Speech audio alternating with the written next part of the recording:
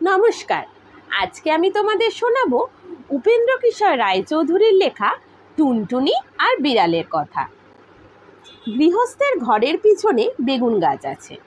সেই বেগুন গাছের পাতা ঠোঁট দিয়ে সেলাই করে টুনটুনি পাখিটি তার বাসা বেঁধেছে।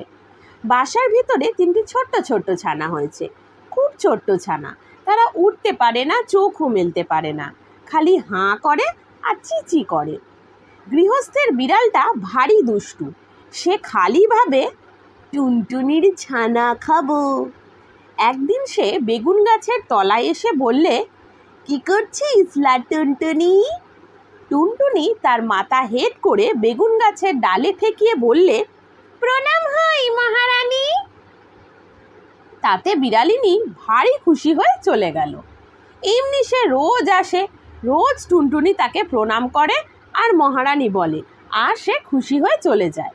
এখন টুনটুনির ছানাগুলো বড় হয়েছে, তাদের সুন্দর পাকা হয়েছে, তারা আর চোখ বুজে থাকে না। তা দেখে টুনটুনি তাদের বলে, বাছা, তোরা উঠতে পারবি? ছানারা বললে, হ্যাঁ মা, পারবো। টুনটুনি বললে, তবে দেখ তো দেখি ওই তাল গাছটার ডালে গিয়ে বসতে পারিস কি না। ছানারা তখনই উড়ে গিয়ে তাল গাছের ডালে বসলো। তা দেখে টুনটুনি হেসে বললে, এখন দুষ্টু বিড়াল আসুক দেখি। খানিক বাদেই বিড়াল এসে বললে, কি করছিস লা টুনটুনি?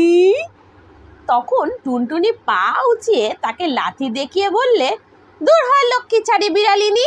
বলেই সে ফুরুক করে উড়ে পালালো। দুষ্টু বিড়াল দাঁত খিচিয়ে লাফিয়ে গাছে উঠে টুনটুনুকেও ধরতে পারল না, ছানাও খেতে পেল না, খালি বেগুন কাটার খোঁচা খেয়ে নাকাল হয়ে ঘরে ফিরল।